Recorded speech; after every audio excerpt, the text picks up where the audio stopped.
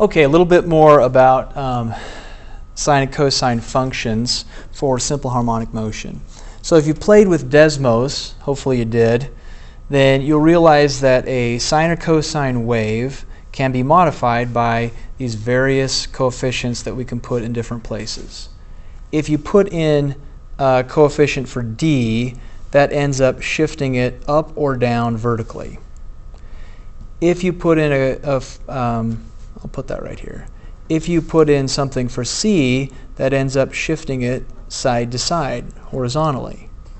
So you can take a sine function and shift it by just the right amount and turn it into a cosine function. And so one way to do these kind of problems is just to always write sine and then just to shift it the right amount.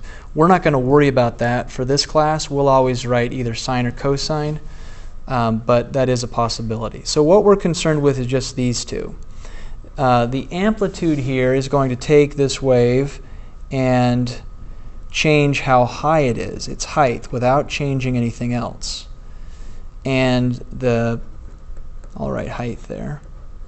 And the b term here, that is what modifies the period.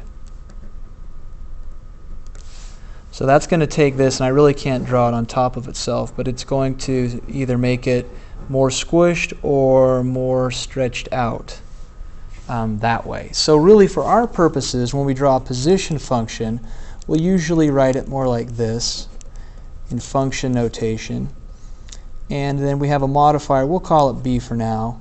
And usually the variable here is t for time, not x for the x-axis, because usually that's t and then that's your position x, like that. So here, I guess, is the key. We're going to mainly be working with this.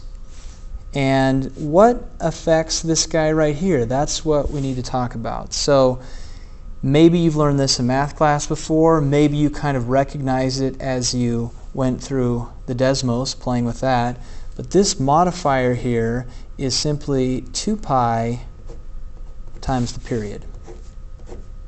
Or not, 2 pi divided by the period, I should say. So if the period is getting longer, because it's taking longer to make one complete cycle, then this whole term gets smaller here. So making a smaller modifier here should stretch out the wave more, whereas making the period become really small should make this number bigger. So making this bigger should make it big like it is in here.